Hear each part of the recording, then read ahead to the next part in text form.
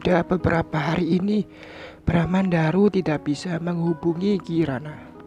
Sepertinya ponselnya gadis itu tidak aktif. Ingin ia segera menyusul Kirana ke Jakarta, namun pekerjaannya di Bandung tidak dapat ditinggalkan. Semalam, ia sempat menelpon Maura, pemilik restoran tempat Kirana bekerja yang juga adalah sahabatnya. Dari Maura ia mendapat informasi bahwa Kirana sudah 3 hari tidak masuk kerja karena sakit. Maka sehabis sholat subuh hari Minggu ini, Daru langsung memacu kendaraannya ke Jakarta.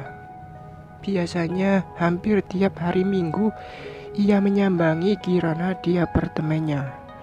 Gadis yang baru dikenalnya sekitar 2 bulanan ini, yang hidupnya penuh kisah memilukan, sudah membuat hati dokter muda itu tertambat. Seminggu sekali ia datang menemani gadis itu. Kadang hanya sekedar belanja kebutuhannya seminggu, lalu memasak bersama dan makan siang bersama. Atau hanya sekedar berbincang, berbagi cerita saja.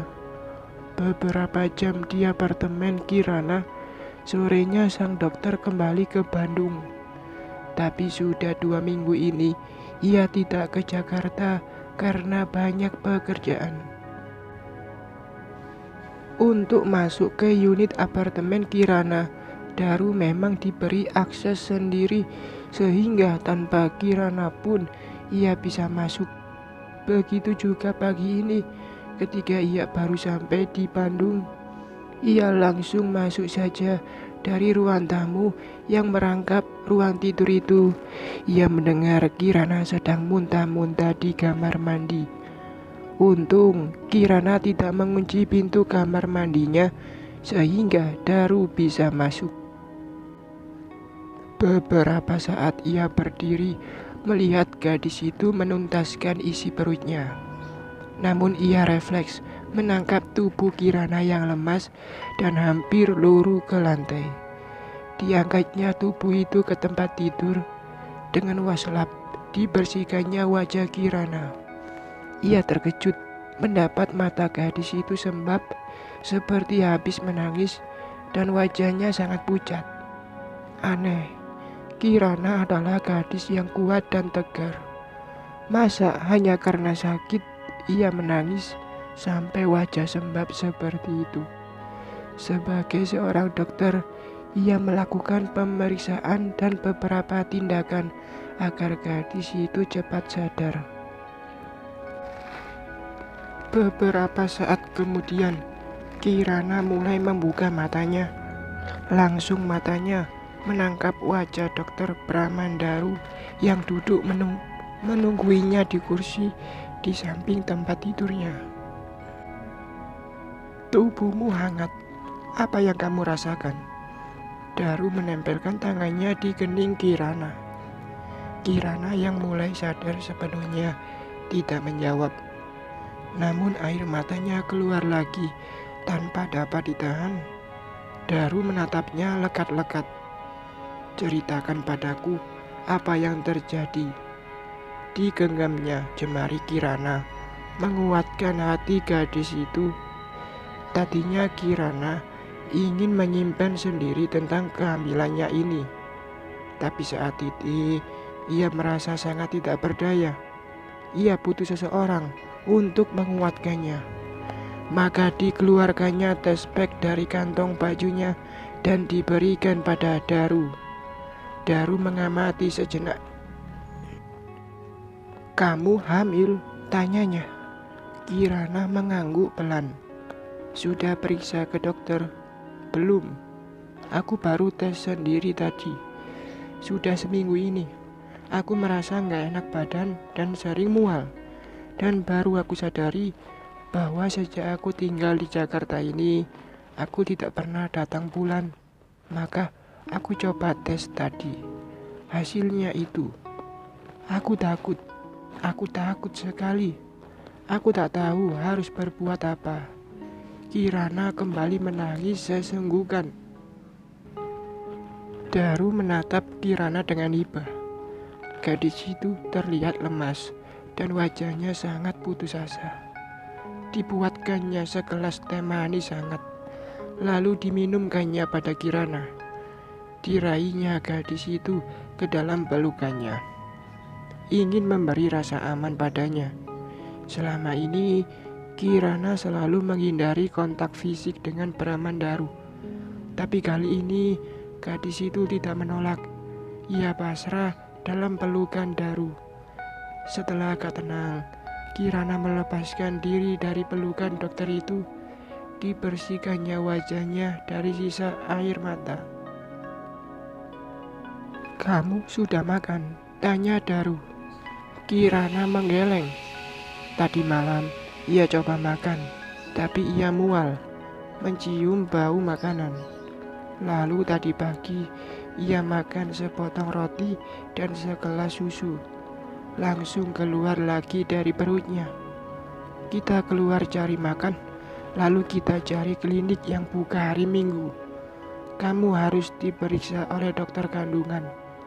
Kalau memang kamu hamil, harus diperiksa kondisi kandunganmu.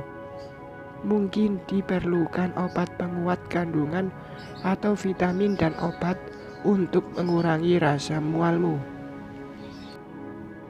Bersyukur, tak jauh dari apartemen itu ada klinik bersalin. Daru membawa Kirana periksa di sana. Setelah melalui serangkaian pemeriksaan, dokter memberitahu bahwa kehamilan Kirana sudah berusia sekitar 8 minggu. Semua kondisinya sehat. Dokter hanya memberinya vitamin saja dan mengingatkan Kirana untuk lebih berhati-hati pada 3 bulan pertama kehamilannya. Setelah dari klinik, Daru mengajak Kirana ke sebuah supermarket. Kamu harus punya stok makanan dan buah-buahan di rumah. Kamu tinggal sendirian, kalau sedang gak enak badan dan gak bisa keluar rumah, setidaknya kamu punya bahan makanan di rumah, katanya. Dokter Daru juga mengambil susu untuk ibu hamil. Mas, biar aku yang bayar. Aku punya uang kok. Tabunganku cukup banyak, ucap Kirana. Ketika Daru mau membayar semua belanjaannya, tapi Daru tidak menggubrisnya dan tetap membayar semua belanjaan itu. Kirana tidak mau makan di restoran karena takut tiba-tiba muntah, membuat pengunjung lain terganggu. Akhirnya, mereka membeli makanan untuk dibawa pulang. Siang itu, Kirana bisa makan agak banyak tanpa merasa mual. Nah, apa rencanamu ke depan dengan kondisi hamilmu ini? Daru bertanya hati-hati. Lama Kirana diam. Kembali gadis itu harus cepat mengambil keputusan untuk hidupnya sendiri. Ia tidak mau menangisi nasibnya berlama-lama. Sebab masalah bukan untuk diratapi, tapi untuk dihadapi dan dicari solusinya. Aku akan merawatnya. Mungkin begini cara Allah agar aku tidak sendirian di dunia ini. Kalau nanti Mbak Maura tidak mau menerima aku bekerja di sana karena kehamilanku, tidak mengapa. Aku akan mencari rumah petak untuk disewa. Mungkin sampai aku melahirkan nanti, aku akan buka warung sembako. Jadi aku bisa bekerja mencari nafkah di rumah, tanpa tergantung majikan. Mudah-mudahan uang tabunganku cukup untuk modal, ujar Kirana tanpa ragu. Dokter Daru kagum dengan pemikiran Kirana yang tidak berlama-lama larut dalam masalahnya. Ia cepat menemukan solusi apa yang akan dilakukannya. Nah, maaf, apakah Arkatama? Tanya Daru. Kirana menggeleng. Dia sangat menghormati dan menjaga diriku. Lantas siapa? Mengapa kamu tidak mau minta pertanggungjawaban orang itu dan malah mau menanggung sendirian. Lama Kirana tercenung. Masalahnya tak sesederhana itu, Mas. Banyak yang harus kujaga. Hubungan baik, nama baik. Ya, biarlah ini menjadi masalahku sendiri. Tapi ini artinya kamu egois. Tidak memberitahukan orang itu akan darah dagingnya yang tumbuh di rahimmu. Siapa tahu orang itu justru bahagia dengan kehadiran bayi ini. Cobalah kamu pikirkan lagi. Kamu hubungi orang itu agar kamu tidak sendirian menjalani hari-hari sulitmu dan anakmu lahir nanti dalam kasih sayang kedua orang tuanya. Tapi seandainya orang itu menolak untuk bertanggung jawab, setidaknya kamu telah memberitahunya bahwa ada anaknya di sini. Artinya, kamu tidak punya niat memisahkan seorang anak dari ayahnya. Kirana menunduk diam, membiarkan air matanya kembali menetes. Dokter Daru mengusapnya dengan lembut. Awal perkenalan, dia merasa kasihan pada Kirana yang datang berobat padanya dalam kondisi demam tinggi dan wajah babak belur serta beberapa lebam di tubuhnya. Tapi lama-lama tumbuh rasa sayangnya melihat betapa gadis itu terlihat tegar menjalani hidupnya sendirian.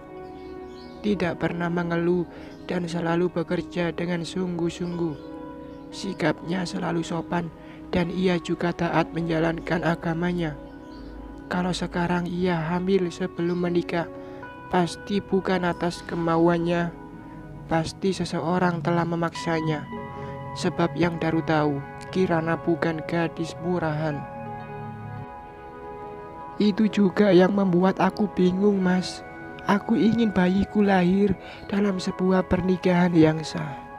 Tapi kehadiran kami berdua akan membuat kisru dan menjadi masalah besar bagi orang lain. Kamu harus memberitahu lelaki itu jangan memikul beban ini sendirian. Atau kamu takut ditolak olehnya? Kirana terdiam. Mungkinkah Raf mau menikahinya, sedangkan hatinya hanya untuk kekasihnya Rai? Raf sangat mencintai Rai. Itu yang sering diceritakannya pada Kirana saat mereka sama-sama kuliah di kota Padang. Ia bahkan menjadi depresi berat karena tak berhasil menemukan Rai saat ia kembali ke Bandung setelah setahun lebih meninggalkan kota itu. Setahun yang lalu, Raf dipaksa berpisah dengan kekasihnya itu. Raf disuruh pindah ke Padang untuk menyelesaikan kuliahnya, sedangkan Rai dibawa pindah ke luar negeri. Begitu cara orang tua mereka memisahkan Raf dan Rai. Hubungan cinta Raf dan Rai sangat ditentang oleh kedua orang tua mereka. Kirana tidak tahu apa alasan orang tua mereka menentang hubungan Raf dan Rai. Kembali ke Bandung ia mencari Rai, namun tak ditemukannya. Hal itu membuat Raf yang introvert jadi depresi. Dalam kondisi depresi dan pengaruh obat-obat yang dikonsumsinya itulah ia melakukan tindakan pelecehan terhadap Kirana.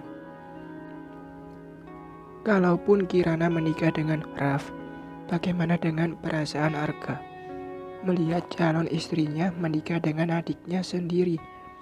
Mereka akan sering bertemu karena mereka satu keluarga. Sanggupkah Kirana menghadapi situasi itu? Melihat kekasih hatinya, cinta pertamanya akan terluka akibat perkawinannya dengan Raf. Lagi pula tak mudah baginya memindahkan cintanya dari Arka kepada Raf. Lalu bagaimana pula sikap Bapak Alfian dan Ibu Firda, orang tua Raf, menimbang perasaan kedua anak lelakinya? Melihat Kirana membisu dengan wajah resah, tak tega Bramandaru melihatnya. Ia pindah duduk mendekatinya. Nana, Aku mau jujur padamu. Aku menyayangimu, siapapun kamu, apapun kondisimu. Sejak pertama kali melihatmu di klinikku pagi itu, aku merasakan sesuatu yang lain pada hatiku. Seiring perjalanan waktu, kita sering bertemu, saling bertukar pikiran. Apalagi sekarang melihat kondisimu seperti ini, rasa sayang ini semakin dalam. Aku ingin selalu ada dekat kamu, bersama-sama menghadapi setiap masalahmu, agar beban batinmu hilang. Aku ingin membuatmu bahagia. Melihat kamu sedih, aku merasa pedih. Maka dalam kasus kamu ini, kalau kamu ingin menemui lelaki itu, aku akan menemanimu. Setidaknya mengantarmu ke sana. Kalau ia mau bertanggung jawab, aku ikhlas. Aku berharap kamu bahagia bersamanya. Tapi kalau dia menolak, datanglah padaku. Aku siap menjadi suamimu dan menjadi ayah dari anakmu. Anak ini akan menjadi anak kita. Kita berdua akan merawatnya dengan penuh kasih sayang. Dokter Daru berkata dengan sungguh-sungguh. Kirana semakin tergugu dalam tangisnya. Ketulusan hati dokter itu membuat dadanya sesak oleh rasa haru. Banyak Allah beri cobaan padanya, tapi banyak juga orang baik Allah kirim untuknya. Mas Daru, Aku berterima kasih sekali pada ketulusan hatimu. Tapi janganlah masuk dalam lingkaran masalah hidupku. Mas Daru orang baik. Mas berhak mendapatkan gadis yang sempurna, yang jauh lebih baik dari diriku. Bukan orang yang membawa noda dalam hidupnya seperti diriku ini. Kita bersahabat saja ya. Daru menarik nafas dalam-dalam. Ia sudah menduga Kirana tidak akan semudah itu menerima dirinya. Dia bukan gadis yang mudah menjatuhkan hati pada seseorang. Tapi Daru tidak berkecil hati. Rasa sayangnya membuat ia ingin selalu melindungi Kirana. Walau tidak bisa tiap hari bersamanya karena jarak mereka yang saling berjauhan. Jadi kapan kamu mau menemui dia? Tanya Daru. Nanti aku pikirkan dulu, Mas. Aku perlu mempersiapkan diri, hati dan pikiranku. Dan akhirnya Daru menyesal telah mendesak Kirana untuk menemui lelaki yang telah menodai dirinya. Beberapa hari setelah perbincangan mereka itu, Maura meneleponnya, mengatakan bahwa Kirana sudah mengundurkan diri dari Yasmin Resto. Hari itu juga, setelah praktek di klinik, Daru berangkat ke Jakarta. Padahal hari sudah senja, kala itu tak dirasakannya letih tubuhnya setelah seharian menghadapi pasien. Ia berharap Kirana masih ada di apartemennya dan bisa menemui gadis itu. Masuk ke ruang apartemen itu, hanya sunyi yang menyambut Daru. Kirana sudah pergi. Barang-barang pribadinya yang tidak seberapa itu sudah dibawa semuanya. Daru menemukan sepucuk surat yang ditinggalkan Kirana di meja tamu. Mas Daru yang aku hormati, mohon maaf kalau aku pergi tanpa menunggu Mas datang. Aku harus pergi. Sebab aku tak mau masalahku akan menjadi masalah juga bagi orang lain. Biarlah semua persoalan hidupku kuhadapi sendiri. Mungkin ucapan terima kasihku pada Mas tak cukup untuk membalas semua kebaikanmu padaku. Semoga semua kebaikan Mas Daru padaku menjadi catatan amal yang akan dibalas pahala oleh Allah Subhanahu wa Ta'ala. Maafkan aku doakan semoga Mas dipertemukan dengan gadis yang tepat untukmu dan hidup bahagia. Biarlah takdir ilahi mengantar langkah kita di jalan masing-masing. Salam dan maaf dari aku, Kirana. Daru terduduk lesu. Dicobanya menelepon Kirana, tapi nomornya sudah tidak aktif.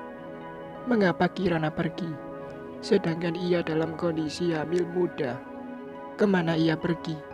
Apa yang akan dilakukannya untuk menyambung kehidupannya selanjutnya? Apakah ia pergi menemui lelaki yang menghamilinya? Bagaimana kalau lelaki itu menolak dan menghinanya? Atau ia pulang ke rumah ayahnya dan ibu tirinya di Padang? Rasanya tak mungkin. Kirana pernah bercerita bahwa ibu tirinya tidak menyukainya dan menganggap Kirana sebagai beban keluarga. Apalagi sekarang saat ia kembali bersama calon bayi yang tidak tahu siapa ayahnya. Pasti Kirana akan jadi bulan-bulanan ibunya itu, atau ia menemui Arkatama, calon suaminya. Kalau iya, apakah Sultan dari Alfians Group itu mau menerima Kirana yang sudah ternoda? Nana, padahal aku begitu tulus mencintaimu. Aku ikhlas menerima dirimu bersama calon bayimu. Hidup bersamaku akan melepaskan semua deritamu. Bramandaru mengucek-ngucek rambutnya, putus asa. Karena sudah sangat malam, ia putuskan untuk menginap di apartemen itu. Tidur di tempat tidur yang biasa dipakai Kirana, gadis yang sudah mencuri hatinya. Bersambung.